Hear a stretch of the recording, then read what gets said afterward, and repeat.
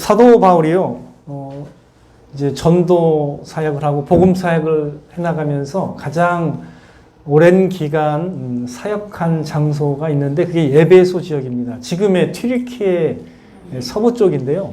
그게 이제 예전에 그 지명으로는 그게 아시아였어요. 예, 아시아라는 지명인데 그 큰 아시아 지방에서 이제 첫 번째 가는 곳이 이제 큰 도시인데 에베소 지역인데요. 이 에베소 지역에서 3년이나 사역을 했습니다.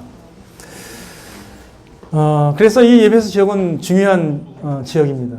요한계시록에서도 7교회가 나오는데 그 7교회는 앞으로 인류 모든 역사상 있게 될 모든 교회 가운데 어떻게 보면 첫 번째를 의미하는 거기 때문에 첫 번째 나와요. 에베소 교회가. 그래서 되게 중요한 지역인데, 이 지역에서 3년 동안 말씀 사역을 깊이 있게 했습니다.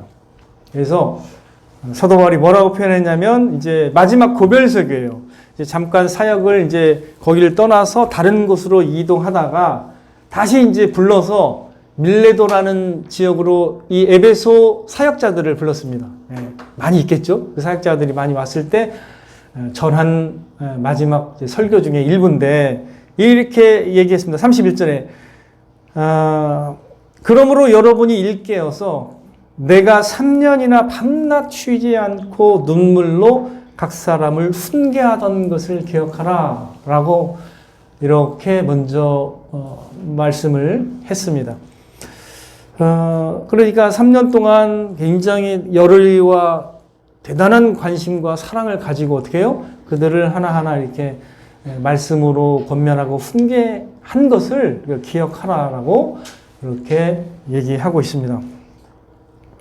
사도 바울이 얼마나 그 말씀으로 헌신적으로 양육했는지를 이 구절 하나를 통해서 우리가 알 수가 있습니다. 대단한 거죠. 놀라운 헌신이죠. 사도 바울의 그 진정한 열심과 사랑과 헌신을 우리가 여기에서 볼 수가 있습니다. 더 나아가서 이렇게 얘기해요.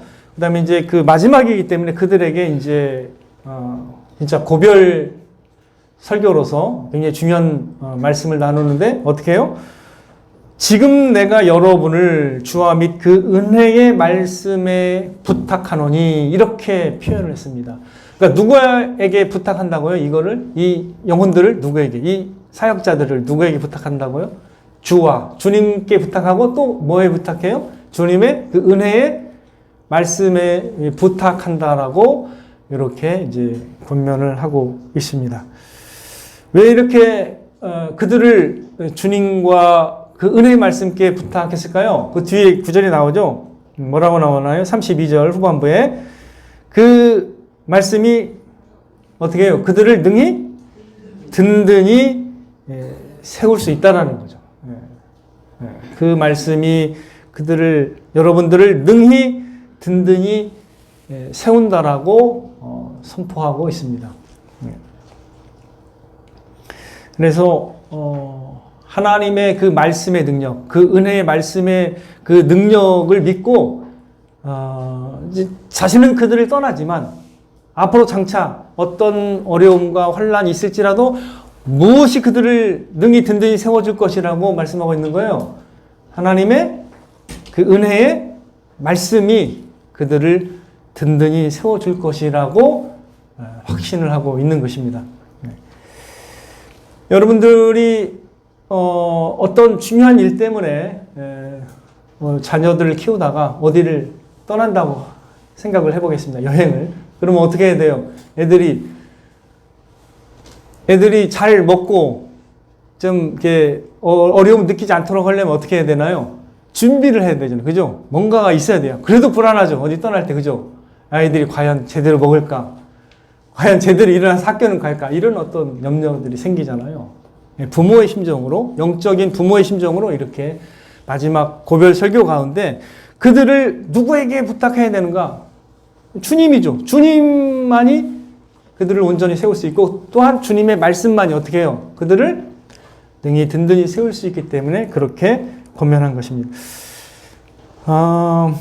만일에 여러분의 자녀가 신체적으로 사회적으로 또 정신적으로 영적으로 잘 자라서 성숙한 자녀가 되었다면 여러분이 보시기에 얼마나 흐뭇하시겠습니까? 그죠? 되게 흐뭇할 거예요. 든든할 거예요. 얘가 든든하게 섰으니까 얼마나 흐뭇하겠습니까? 제가 뭐 저를 자랑하려고 한 건 아닌데 제가 어릴 때 들었던 말이 있어요. 제가 굉장히 어릴 때 개구장이었고 좀 말을 안 듣는 아이로 제가 기억하고 있는데 어느 순간에 5학년, 4학년 되니까 그 주위의 친척분들이 계속 저한테 하는 말이 민국이 철들었다고 이런 말을 계속 했어요. 저는 그게 뭔 말인지 잘 모르는데 하여간 좀 이렇게 철들었고 이렇게 했다고 늘 이렇게 얘기했었어요. 그 말을 들었어요. 그 시점에서 항상. 예. 그러니까 그렇게 되나 봐요. 이게 막 개구장이로 살다가 좀 이렇게 진득하니 듣고 이렇게 하면 또 이렇게 대답하고 이렇게 하면은 철들었다고 이렇게 생각하시는 것 같아요. 어른들이. 그때 그랬습니다. 제가. 근데 우리도 이제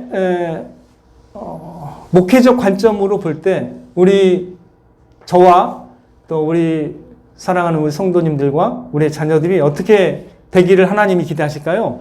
뭘로 든든히 서기를 바라시는 거예요, 하나님은? 말씀으로 우리가 영양분을 골고루 섭취해서 건강하게 잘 자라기를 바라시는 것입니다. 여러분, 비타민 B가 부족하면 뭐가 이렇게 좀 어떤 현상이 나타나는지 아시나요?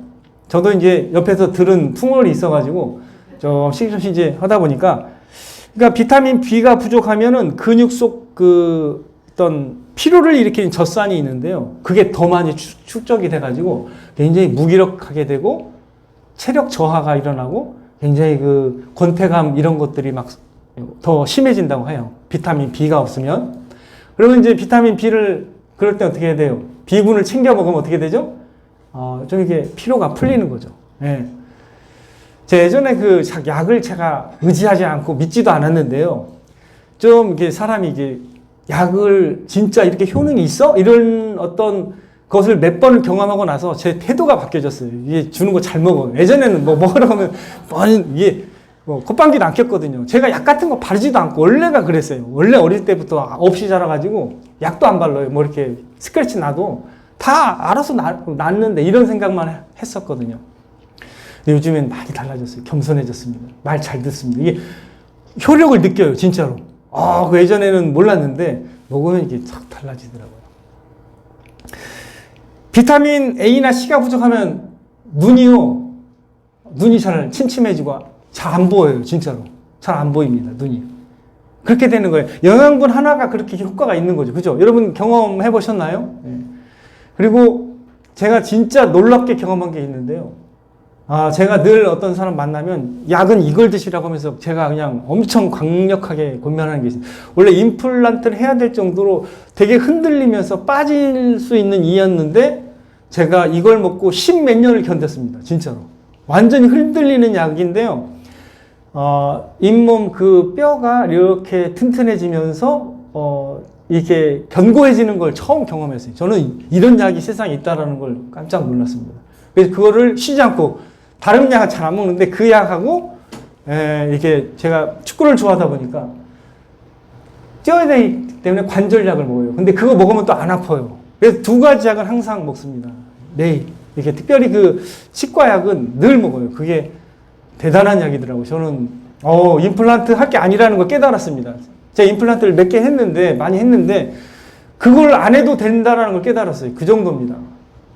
제가 이렇게 원래 대본에 없는 간증을 하고 있어요. 지금 약 간증을 하고 있는데 그 정도예요. 그러니까 우리가 어떠한 영양분을 제대로 섭취를 하면은 놀라운 효능을 맛보게 되는 거예요. 그 틀린 말이 아닙니다. 이렇게 좋은 약들이 있으면 소개해 줘야 되는 거거든요. 그죠? 근데 이와 같은 거예요. 사실은 우리도 생활하면서 이걸 음식을 먹으면 참 좋다더라 하면서 막 지극정성으로 애들을 먹이려고 하잖아요. 근데 애들은 어떻게 해요? 그때 당 반응이 보통은 안 먹어요. 그냥 귀찮고 또 먹기도 싫어하고, 그죠? 근데 한번 그 효능을 느끼면 어떨까요? 느끼는 거는 먹어요, 애들이. 네. 그렇게 되는 겁니다. 이것도, 사실 먹는 것도 이렇게 우리 마음이 열리고 변화돼야 먹는 거죠. 여러분, 맞죠? 이 세상에 있는 좋은 음식도요, 우리 마음이 열려야 먹는 거예요. 그냥 안 먹어요. 그러면 하나님 말씀은 어떨까요? 좋다고 이렇게 막 설교한다고 다 먹나요? 어때요? 아니잖아요. 그죠? 어때요? 진짜 하나님의 말씀이 우리에게 힘을 주고 위로해주고 나에게 지혜가 되고 나에게 진정한 평안을 준다는 걸 경험하면 어때요? 말씀이 들어가요? 안 들어가요? 점점 더 들어가는 거예요. 이게 그런 거예요. 먹어본 사람이 먹는다고 틀리지 않죠? 안 먹어본 사람은 먹어요? 안 먹어요? 안 먹어요. 원래 아무리 옆에서 막 해도 안 먹는다. 경험을 안 해봤기 때문이죠. 그와 마찬가지입니다. 여러분들, 하나님의 사람은, 하나님의 백성은 누구의 말씀을 먹어야 돼요? 하나님의 말씀을 먹어야 사는 거예요. 왜? 그게 영생의 말씀이고, 그게 진리의 말씀이고, 그게 지혜의 말씀이고, 그게 평안의 말씀이고, 그게 은혜의 말씀이기 때문이에요. 사실 우리가 성경에서 그거를 알아가는 겁니다. 그거를. 하나님의 말씀이 어떤 효능이 있는지를 경험하는 거예요. 저는 대학교 때 그 전율이 느끼면서 경험했어요. 제가 말씀드렸잖아요. 저는 어렸을 때 어렵게 자라다 보니까 생각은 있는데 조금 표정이 밝질 않아요. 목사님 아들인데도 막 교회에서는 물론 이제 사람들이 있을 때는 밝고 좋고 한데, 근데 이제 딱 어디 혼자 딱 있으면 좀 우울해요. 그리고 어디 사진 찍잖아요. 제 어릴 때 사진을 보면 다 우울해요. 이게 약간 무표정 있잖아요. 그거예요. 그냥 정확하게. 근데 제가 말씀을 통해서 진짜 하나님을 알고 하나님의 그 도우심과 살아계심과 나와 함께 하신다는 걸 느끼고 경험하고 나니까요. 말씀을 통해서 막 그 놀라운 그 함께 하심을 경험하니까 사람 얼굴이 바뀌던데요, 진짜요. 그래서 제가 나중에 한 3, 4학년, 2, 3학년 때부터 사람 얼굴이 달라져가지고 사진 찍으면, 이 사람이 딴 사람 같아요, 진짜로. 그걸 느껴요, 제가. 예, 제가 원래 되게 우울한 사람이에요. 예. 뭐 그렇게 밝지 않아요, 제가. 원래 천성이. 모르겠어요. 이렇게 판단을 해서는 되는지 모르겠는데, 하여간 좀 우울했던 것 같아요, 제 정신적으로는. 근데 사람이 완전히 바뀐 거예요. 말씀을 가까이 하면서. 그러니까, 누구와 함께 하느냐에 따라 사람은 달라지는 거 알잖아요, 여러분. 그죠? 여러분, 유흥과 옆에가 어두침침하다면, 거기 깨끗해질 수 있어요, 없어요? 거기 맨날 사람들이 뭐 해요? 나와서 뭐 합니까? 솔직히, 담배 피고, 침 뱉고 하다 보면 그게 깨끗해져요, 안 깨끗해져요? 거기에서 내가 깨끗하고 즐겁게 담배 없이 살겠다라고 생각하면 그게 돼요? 안 돼요? 불가능한 거예요, 불가능한 거예요. 내가 어디에 함께 하느냐에 따라서 사람이 달라지는 거예요. 여러분 아시죠? 그겁니다. 여러분이 진짜 하나님의 백성이면, 하나님의 사람이면 누구의 말씀으로든지 서게 된다고요? 하나님의 말씀입니다. 그분의 진리의 말씀과 그분의 가치, 그 말씀의 그 오묘한 지혜와 가치가 여러분의 머리와 마음을 관통해서 여러분을 살려내는 거예요. 예. 마음이 바뀌게 되는 거예요. 예. 그래서 하나님의 말씀이 여러분을 든든히 세운다라는 걸 뒤늦게 느끼는 거예요. 처음에는 뭔 말인지 몰라요. 내가 나는 내 뜻대로 산다 이렇게 생각할 수 있습니다. 예, 젊을 때는 그래요. 내가 내 자신감과 내 뜻대로 나는 내 삶을 개척하리라. 이렇게 생각할 수 있습니다. 하지만 이제 시간이 지나면 여러분 뜻대로 될 수 있는 게 있어요, 없어요? 대부분 여러분 뜻대로 안 돼요. 기본적으로. 제가 말씀을 드릴게요. 여러분 뜻대로 기본적으로 안 됩니다. 예, 여러분 뜻대로 여러분의 유전자를 바꾼 적 있어요? 여러분 뜻대로 여러분의 인종을 바꾼 적 있어요? 아니면 여러분의 날짜를 바꾼 적 있어요? 여러분이 좋아서 여러분이 선택해서 이 세상에 왔습니까? 아니면 그냥 주어진 겁니까? 모든 게 뭐예요? 보통 모든 게 주어진 거예요. 주어진 거예요. 그걸 알 때 하나님 앞에, 창조주 하나님 앞에서 겸손해질 수 있고 그분의 말씀에 놀라운 능력이 있음을 그때 의뢰하고 믿게 되는 거예요. 우리가 어떤 존재인지를 여러분들이 아셔야 됩니다. 하나님이 하나 건드리면, 장기 하나 건드리면 여러분이 병원 가야 돼요. 저희 아버지도 지금 그런 상황이 있습니다. 저희 장인 어른도 그런 상황이 있습니다. 오늘 내일에 제가 볼 때는 저희 장인 어른도 저희 아버지도 그렇습니다. 원래 그렇게 되는 거예요. 우리 인생이라는 게 다 그냥 내 뜻대로 막 모든 걸 다 할 수 있을 것 같지만 그냥 하나 건들면 그냥 가는 거예요. 원래 본래가 그래요. 겸손해야 돼요. 사실 하나님 앞에서. 여러분들, 그러므로 여러분들이 하나님의 말씀을 어떻게 대해야 될지 성경은 종종 가르쳐주고 있습니다. 예수님은 이렇게 말씀하셨죠. 사람이 떡으로만 살 것이 아니요 뭘로요? 하나님의 입으로부터 나오는 모든 말씀으로 살 것이라. 하나님의 말씀으로, 모든 말씀으로 살아야 돼요. 그러니까 예를 들면 이거예요. 음식을 먹어도 계속 라면만 먹어. 계속 라면만 먹기를 고집하면 물론 마음이 아파요. 솔직히 저도 라면을 좋아하는데 이게 안 좋은 습관을 길러놓은 것 같아요. 우리 은송이가 라면을 좋아해요. 그러다 보니까 이게 라면을 절제를 시켜야 되는데, 그죠? 계속 그것만 먹으면 여러 가지가 안 좋더라고요, 보니까. 저도 알면서도 쉽게 안 돼요. 저도 몰래 이제 이렇게 라면을 끓여 먹을 때도 있고, 컵라면으로 이렇게 때울 때도 있는데, 이게 하나님 말씀보다 이제 다른 간식들을 이렇게 먹을 때가 있습니다. 나를 기분 좋게 하는 말에 그냥 익숙해질 수도 있어요. 때로는 그게 물론 좋아 보여요. 그런데 하나님의 말씀은 좀 부담되고 뭔가 이렇게 보일 수도 있습니다. 하지만 하나님의 말씀이 우리의 마음 중심에 올 때 그 말씀은 생명을 살리고 우리를 변화시키는 능력의 말씀이 되는 것입니다. 시편 119편 그 다음을 한번 보여주세요. 형제. 한번 말씀을 향한 자세를 한번 우리 함께 읽어보겠습니다. 시작. 내 눈을 열어서 주의 율법에서 놀라운 것을 보게 하소서. 어떤 자세예요? 뭔가를 기대하는. 우리의 눈을 열어서 주님 말씀 가운데서 율법에서 놀라운 걸 보게 해달라고 다윗은 기도했습니다. 그 율법은 결국 누구를 가리키는 거예요? 율법은 누구를 지향하는 거예요? 그리스도잖아요. 그죠? 그러니까 그런 것들을, 놀라운 것을 보게 해달라고도 기도했습니다. 그 다음에 119편 97절 같이 읽습니다. 시작. 내가 주의 법을 어찌 그리 사랑하는지요. 내가 그것을 종일 작은 소리로 읊조리리이다. 하나님의 말씀을요, 사랑한다고 표현하고 있고, 그것을 종일 계속 묵상하며. 왜 그 말씀이 내 마음 가운데 맴돌고 뿐만 아니라 그것을 온전히 믿고 신뢰해서 그 말씀대로 행하기 위해서 그렇게 묵상한다라고 얘기하고 있습니다.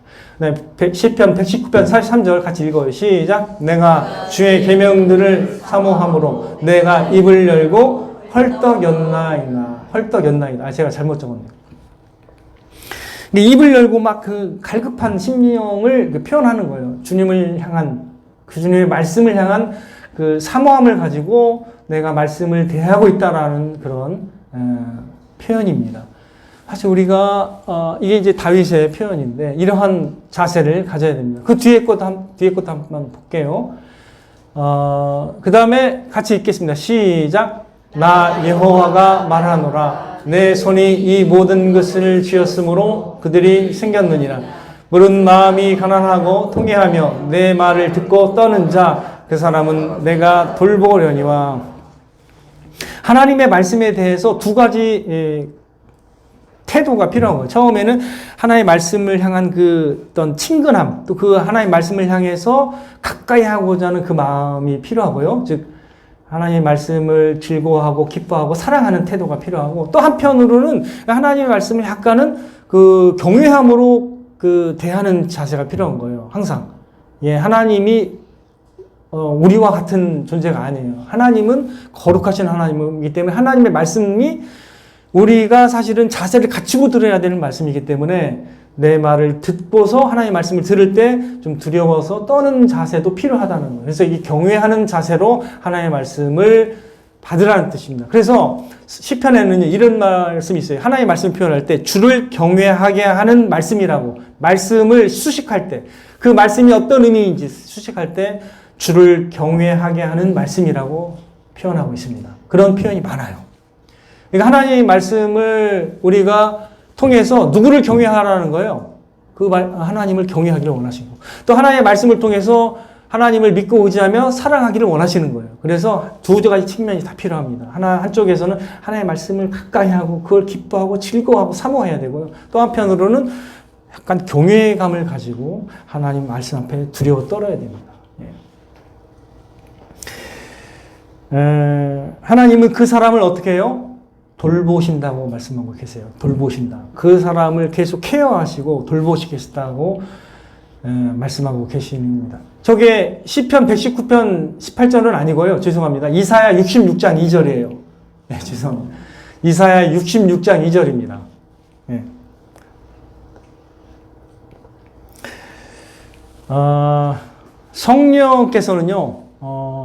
성령께서는 하나님의 말씀이 우리 마음에 깨달아지도록 계속 이렇게 우리 마음에 역사하세요. 하나님의 영, 성령은 그 일을 하십니다. 그래서 내가 우리가 뭔가 특별한 지혜를 얻고 뭔가를 해야 깨달아지는 게 아니에요. 여러분 부담 안 가지셔도 돼요. 그냥 하나님만 바라보면 돼요. 그리고 하나님을 바라보고 하나님께서 내 마음에 이러한 놀라운 은혜를 주실 것이다. 이런 것만 믿으면 돼요. 그러면 성령께서 그렇게 하십니다. 네. 많은 것이 필요한 게 아니에요. 그냥 하나님 제게 깨닫게 하시고 말씀을 조명해 주시옵소서 이렇게 기도하면 돼요. 그리고 그런 마음으로 성경을 읽어보면요.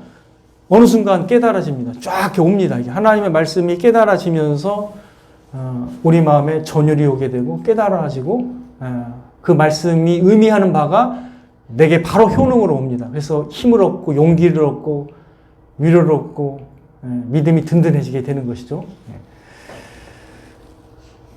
그러면 결국은 말씀으로 오신 분이 누구라고 했습니까?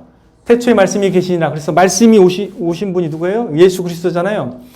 우리가 그의 영광을 보니 독생자의 영광이요 은혜와 진리가 뭐라고 했죠?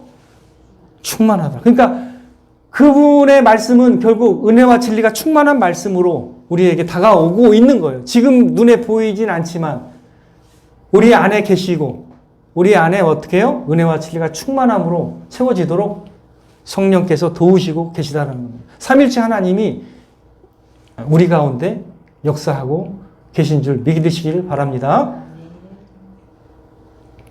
그래서 신약성경 골로새서 3장 16절 찾아보겠습니다. 우리 골로새서 3장 16절이에요. 자, 골로새서 3장 16절. 신약성경 328페이지입니다. 328페이지. 골로새서 3장 16절 같이 읽겠습니다. 시작.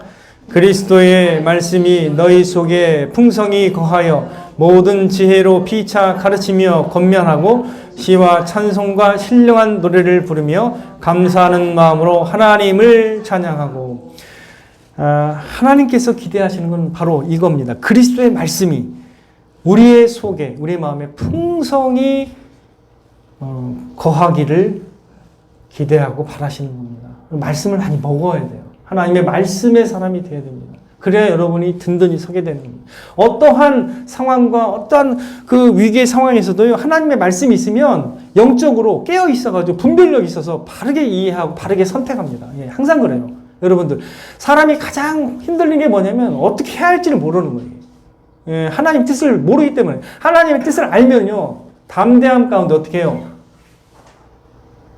담대함 가운데 거할 수가 있고, 그때 방향감을 찾고 하나님께 지혜를 구하고 하나님의 위로를 얻고 든든히 설 수가 있는 것입니다. 여러분들 꼭 하나님의 말씀의 능력을 깊이 있게 경험하시기를 바랍니다. 그래서 날마다 우리가 말씀의 은혜를 받아야 돼요. 주일에 한 번 받으면 안 돼. 사실 이것도 물론 안 하는 분들이 있어요. 예배에 안 나오는 분들. 그분들보다는 우리가 훨씬 낫죠. 하지만 여러분들 날마다 말씀의 은혜를 누려받아야 됩니다. 여러분, 일주일 내내 날 한 끼 먹는다 하는 사람 없잖아요. 일주일 내내 막 뷔페 한 번 가서 나는 족하다. 나는 이제 살 수 있다라고 생각하는 사람이 있다면 우리가 이상한 사람으로 보잖아요. 그죠? 똑같은 거, 영적으로 똑같은 거예요. 그래서 우리가 날마다 하나님의 말씀을 섭취하면서 살아야 됩니다. 여러분, 매일 세끼 먹잖아요. 그죠? 먹어야 산다는 거 알잖아요. 왜? 안 먹으면 어떻게 돼요? 계속 안 먹으면 어떻게 돼요? 죽어요. 이게 제일 중요한 거예요. 예. 안 먹으면 죽습니다. 그래서 우리가 매일 여러분이 하나님 말씀을 섭취해야 됩니다. 매일 성경을 읽기를 해야 돼요, 여러분들. 작게라도 5분이라도 진짜 한 장이라도 읽어야 돼요. 마태복음 1장부터 한번 읽어보세요. 마태복음 1장 한 장, 매일 한 장씩 읽겠다. 그러면 한 달이면 읽어요.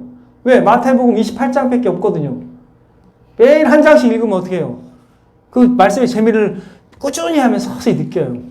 영어 단어도 수능 공부하는 사람들은 어떻게 해요? 매일 막 10개씩 외우죠. 그죠? 깊다 외워요, 그냥. 저는 옛날에 그 무식하게 막 그 시사 엘리트 사전 2만 원 거 있어요. 그걸 외운다고 막 멍청하게 막 이러고 있었는데. 외우지도 않지만, 근데 저는 되게 많이 알았어요. 고등학교 때 안 게 전부예요. 제가 영문과를 나오긴 했지만, 고등학교 때 외운 게 있어가지고 공부 하나도 안 하고 그냥 이렇게 졸업을 하긴 했어요. 성경만 물론 많이 보기는 했지만, 과장을 하면 그래요. 그 정도 단어는 공부를 안 했어요. 그렇게 막 외워야 되거든요. 아니, 이 세상에서도 유능한 사람이 되기 위해서 뭔가 하기 위해서 그렇게 달달 외우는데, 하나님의 사람이 되고 든든히 설하고 매일 5분을 투자를 못 합니까? 말이 돼요, 안 돼요? 투자를 해야 되겠습니까? 안 해야 되겠습니까? 그렇죠. 아, 훌륭하십니다. 여러분들 믿음이 있으세요. 예, 그런 열망을 가져야 됩니다. 하나님 말씀을 섭취하며 살아야 돼요. 예. 말씀을 내가 섭취하지 않으면 내가 밥을 굶으리라 이런 자세로 해야 돼요, 원래는. 예. 저도 그렇게 해야 되는데 그냥 배만 나왔습니다. 죄송합니다. 교회에서, 가정에서 여러분의 삶에서 오직 하나님의 뜻이 서야 돼요. 예. 그러려면 어떻게 돼요? 여러분들이 깨어서 있어요. 깨어 있어요. 이 세상에서도요, 계속 이 세상에 먹을거리도 많아요. 이 세상에 메시지도 많습니다. 이 세상에 이게 중요합니다. 이거를 섭취하십시오라고 말하는 세상의 메시지도 많아요. 이 정보를 알고 이거에 투자하십시오라고 말하는 여러 가지 소식이 많이 있어요. 그게 나의 삶을 부유하게 할 것처럼 이 세상에서도 목소리가 많은 거예요. 그러나 그 가운데 여러분이 거기에 휘둘리면 안 됩니다. 뭐에 여러분이 휘둘려야 돼요? 여러분이 뭐에 맡겨져야 돼요? 여러분이 누구의 말씀에 사로잡혀야 돼요? 하나님의 말씀에 사로잡혀야 됩니다. 그래야 여러분이 든든히 서는 거지. 안 그러면 세상에 먹을거리로 여러분의 머릿속을, 마음을 다 채우면 어떻게 돼요? 하나님 말씀이 들어갈 구석이 있겠어요? 없겠어요? 다 튀겨나오게 돼 있습니다. 다 갖다가 튀겨나오게 돼 있어요. 거부하고 순종하지도 않습니다. 순종할 힘도 없고. 그래서 어떻게 해야 됩니까? 우리가 진정으로 말씀에 든든히 서기 위해서는 말씀을 섭취해야 됩니다. 마음 중심으로 섭취해야 됩니다. 날마다 먹는 연습을 해야 됩니다. 이 먹는 연습 안 하면요, 결국 나중에 말씀하고 동떨어져 살아요. 여러분들 한번 예를 들어볼까요? 소돔과 고모라에서 산 하나님의 사람이 있습니다. 누구예요? 세상 문화가 그득한데 누가 들어갔어요, 거기에? 롯이 들어갔습니다. 그래서 어떻게 됐어요, 나중에? 그냥 간신히 그냥 구원받을 정도로 간신히 자기만 그냥 유지하고 있었는데, 나중에 그냥 선사가 손을 잡고 끄집어내서 간신히 구원을 받았잖아요. 우리 성경에서는 부끄러운 구원이라고 말할 정도로, 그죠? 이게 그렇게 되면 안 되는 거예요. 그러니까 거기에서 계속 세상 것만 보고 들으니까 어떻게 해요? 말씀이 역사하겠어요? 안 하잖아요. 그죠? 그러니까 누군가가 그냥 가서 억지로 끌어와야 된다는 거예요. 그게 구원받을 수 있는 최저예요. 미니멈이 그건데 참 안타까운 거예요.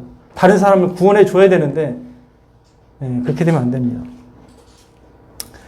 그래서 여러분들이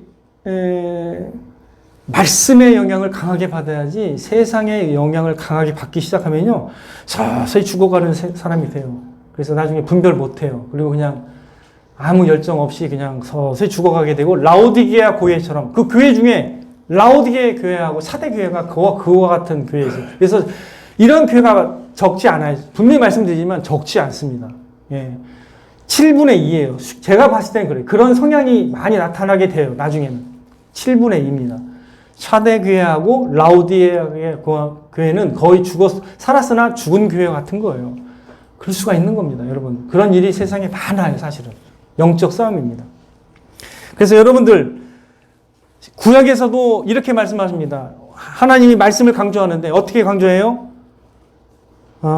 오늘 내가 내게 명하는 이 말씀을 너는 마음에 새기고 내 자녀에게 부지런히 가르치며 집에 앉았을 때에든지 길에 행할 때에든지 누워 있을 때에든지 일어날 때에든지 이 말씀을 강론할 것이며 하면서 이 말씀을 네 손목에도 메고 내 미간에도 표를 삼아 붙이고 내 집 문설주와 바깥문에 기록하라고 말씀하고 있어요. 그러니까 하나님의 말씀이 우리의 감각을 지배하라고 말씀하고 있는 거예요. 내가 보는 곳, 내가 가는 곳, 내가 듣는 그런 곳에 하나님의 말씀이 나의 감각을 지배해서 그 말씀의 영향을 받으라고 말씀하고 있는 거예요. 그래서 이 하나님의 말씀이 우리의 정체성이 되고 우리의 중심이 되고 우리의 삶이 되라는 말씀이에요. 그런 게.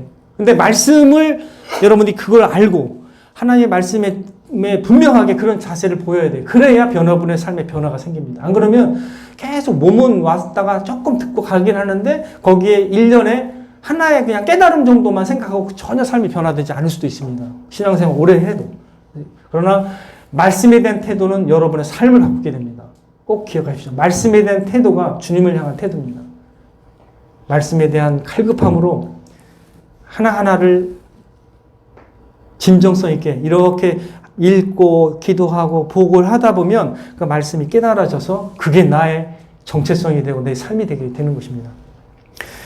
하나님의 말씀이 여러분의 머리와 가슴과 그 마음 중심을 훑어 내려가서 여러분의 삶으로 표출이 되어야 됩니다. 꼭 기억하십시오. 말씀이 살아 움직여서 여러분을 움직여야 됩니다. 그러려면 어떻게 해요?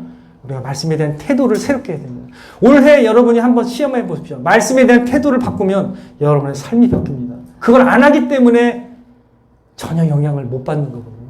분명히 말씀드리지만 여러분이 자세 하나 바꾸면 달라진다니까요. 군대 가서요. 자세 하나 바꾸면 사람이 좀 변화돼야 안 돼요.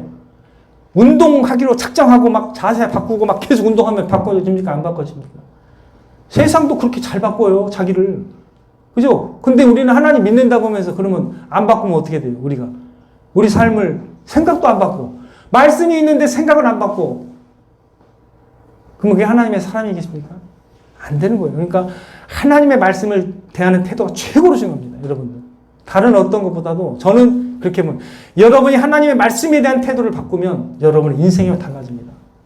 하나님 제가 당신의 말씀을 최고의 권위로 여기고 대하겠습니다. 이러면 여러분요. 깊이 하나님께서 그거 알고 다 깨닫게 해주세요. 말씀을. 하나님 다 아시거든요. 그런 자세로 대하는 사람을 다 아세요. 전혀 교육을 못 받았더요. 그런 사람을 하나님이 다 깨우쳐 주십니다. 저같이 조금 공부한 사람? 아니에요. 그 공부 안 해도요. 다 하나님 깨우쳐 주십니다. 네. 저와 여러분은요. 전적으로 그 은혜의 말씀께 부탁이 되어야 됩니다. 주와 복음의 말씀에 저와 여러분은 맡겨져야 됩니다. 쉽게 말하면 완전히 그냥 주님의 말씀에 사로잡혀야 된다는 거예요. 그래야 주님과 그 말씀이 저와 여러분을 변화시키리라고 저는 믿습니다.